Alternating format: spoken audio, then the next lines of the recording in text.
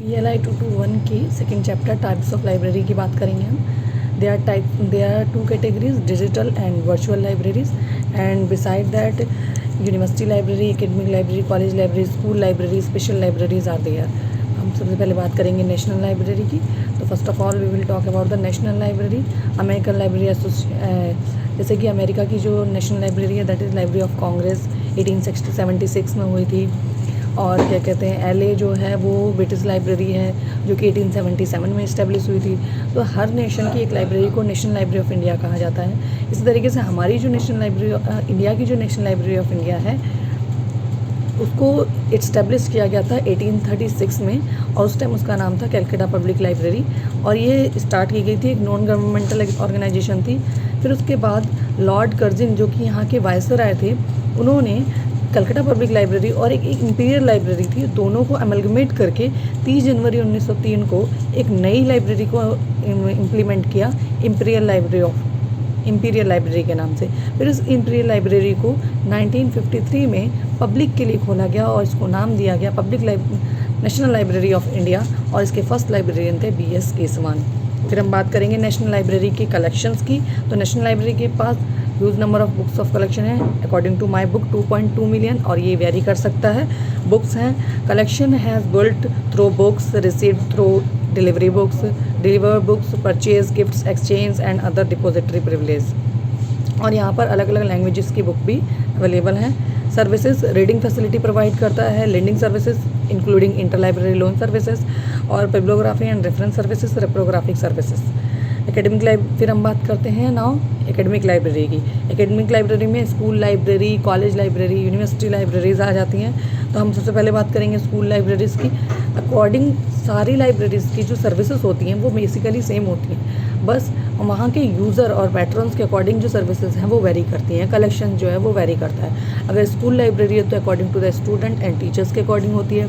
अगर आपकी college library है, अगर उसमें PhD और MPhil के स्टूडेंट्स हैं तो रिसर्चर्स से रिलेटेड भी बुक्स अवेलेबल हो सकता है मटेरियल. तो अकॉर्डिंग टू देयर पैट्रन और यूज़र लाइब्रेरीज़ की सर्विसेज जो होती हैं वो सेम होती है, लेकिन वो जो मटेरियल है वो वेरी करता है. पहले हम बात करेंगे स्कूल लाइब्रेरीज़ की. तो school library has the responsibility to maintain the school library. He और she should be participate in support in improving the performance of school. School libraries offers the following services. कौन कौन सी services provide करती है school libraries? Lending of book materials, provides information and reference services, offering guidance and advisory services, prepare the reading list, provide service on current activities and events. जो school libraries हैं उसमें जो librarian हैं उनको mainly उन चीज़ों पे focus करना चाहिए जो स्कूल के स्टूडेंट्स के लिए रिक्वायर्ड. जैसे कि वहाँ पर अगर हम दिल्ली गवर्नमेंट के स्कूल्स में बात करें तो दिल्ली गवर्नमेंट के स्कूल्स में बच्चों को ये क्वेश्चन बैंक दिए जाते हैं, इन सब का कलेक्शन रखना चाहिए. जैसे कि अगर हम 12th क्लास के जो मटेरियल की बात करें तो बहुत सारी बुक्स की जरूरत पड़ती है. जैसे फिजिक्स की एक गाइड आती है प्रदीप की, वो बहुत महंगी होती है तो बच्चों से परचेज़ नहीं कर सकते, तो वो लाइब्रेरी से उसे बोरो कर सकते हैं. तो हमें ऐसे और प्रीवियस ईयर्स के पेपर्स को रखना चाहिए. तो स्कूल लाइब्रेरी के जो लाइब्रेरियन हैं वो कुछ इस तरीके से सर्विस प्रोवाइड कर सकते हैं. अगर हम बात करें कॉलेज लाइब्रेरीज़ की तो सप्लीमेंट क्लासरूम टीचिंग होता है यहाँ पर. और student also depend on more self learning. School और कॉलेज में जो होता है, कॉलेजेस में और यूनिवर्सिटीज़ में क्या होता है कि बच्चे जो होते हैं वो खुद सेल्फ डिपेंडेंट होते हैं लर्निंग के लिए. तो बहुत सारे अलग अलग ऑथर्स की बुक्स से, बहुत सारे अलग अलग राइटर्स की बुक्स से वो पढ़ाई करते हैं. तो उनके लिए अलग अलग एक ही सब्जेक्ट पे अलग अलग बुक खरीदना पॉसिबल नहीं होता. तो लाइब्रेरीज़ उन्हें सेल्फ डिपेंडेंट लर्निंग सर्विसेज में हेल्प करती है और उन्हें अलग अलग तरीके से मटेरियल प्रोवाइड करती है, अलग अलग ऑथर्स के भी. तो providers students a deeper and wider understanding of different disciplines, offer adequate reading facilities, prepare students to take higher responsibilities, provide special material to faculty, reading room services, information and reference services, provide audio visual services as well. Nowadays ये online चीज़ें available हो गई हैं जिसमें कि हमारी जो traditional library है वो डिजिटल मोड में शिफ्ट हो गई है और वहाँ पर इलेक्ट्रॉनिक रिसोर्सेज के लिए फुल टेक्स्ट डाटा अवेलेबल होता है. यूनिवर्सिटी लाइब्रेरीज़ में भी यही होता है. Important facilitating teacher and teaching and learning. Student also dependent more on libraries. The major functions of university libraries भी इसमें सर्विसेज फंक्शंस ऑलमोस्ट सेम होते हैं. We have to provide the service They facilitate learning and teaching, facilitate research, prepare students to take higher responsibility, provide research result, help in conversion of knowledge, provide a variety of library documentation and information services. जो university libraries हैं इनकी functioning होती है same collection development, आजकल print और non print दोनों होता है, processing and organisation services, professional staff, physical facilities, finance and budget. Now will talk about the public library.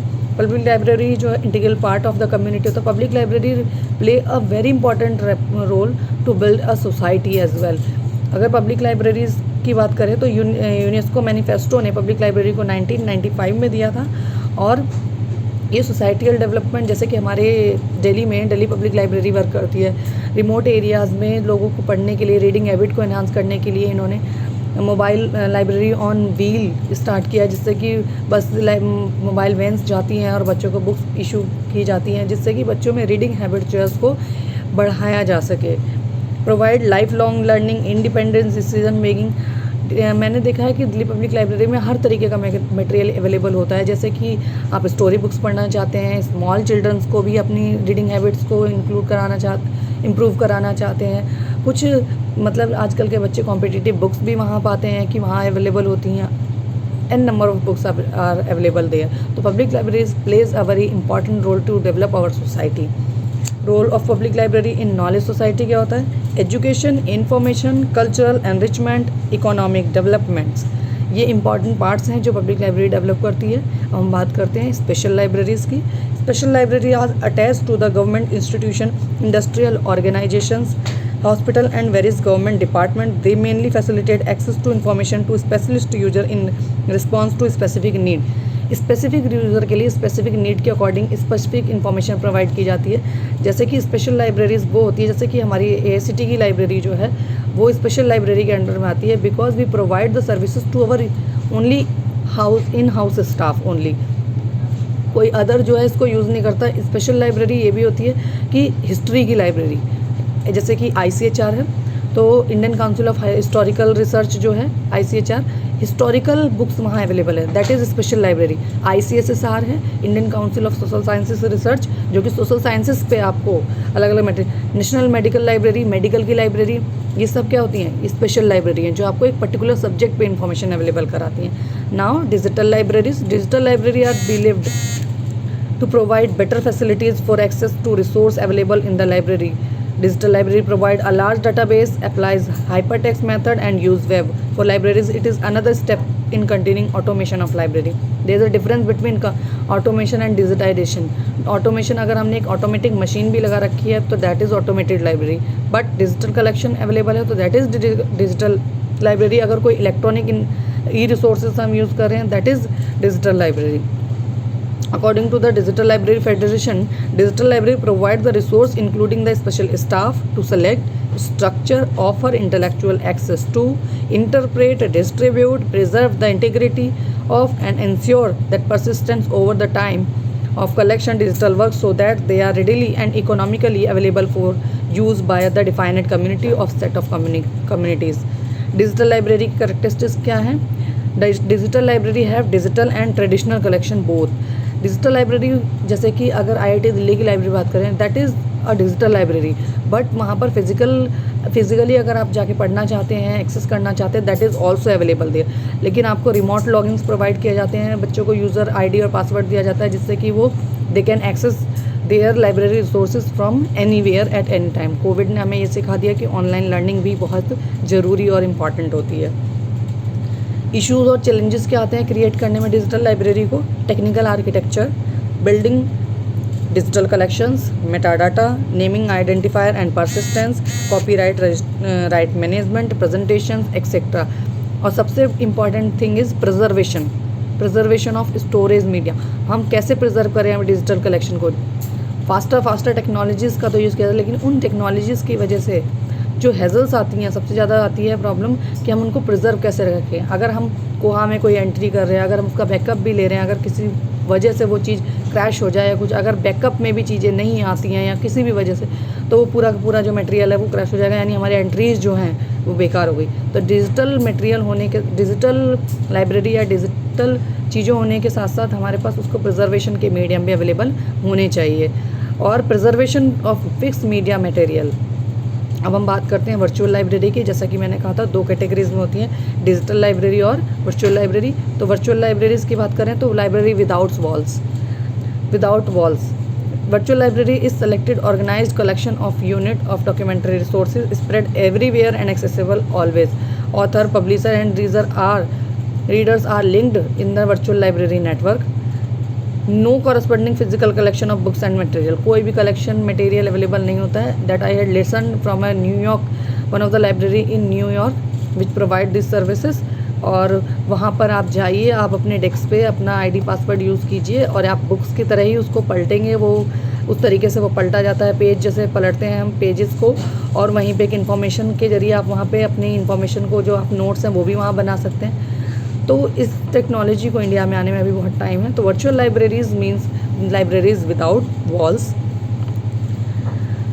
Now the hybrid library which have traditional as well at digital collections. तो इस word को सबसे पहले Chris रोसरबर्ग ने दिया था first time hybrid library 1998 में। Hybrid library refers to mix the traditional print library and the electronic resources available online or in recorded in CD. It is like gateway library which provide access to a range of different media and express the ideal and greater imagination. Issues क्या आते हैं hybrid library में? Collection development, ownership of electronic resources, again preservation is the important aspect of digital library और hybrid library, because in electronic form हमारा preservation बहुत important हो जाता है। अगर हमारे ऐसे बुक कोई रॉट और हो जाती है तो हम उसको एक्सचेंज कर, मतलब दूसरी उसकी जगह रिप्लेस कर सकते हैं। बट अगर हमारा कोई डाटा मिसप्लेस हो जाए या फिर कोई इन्फॉर्मेशन, कोई बुक ही डिस्प्लेस हो जाए अगर डिजिटाइज फॉर्म में, तो उसको रिट्रीव करना मुश्किल होता है। तो उसके लिए हमारे पास प्रिजर्वेशन के मीडियम जो है वो बहुत ही स्ट्रॉन्ग होने चाहिए। That's about the types of libraries.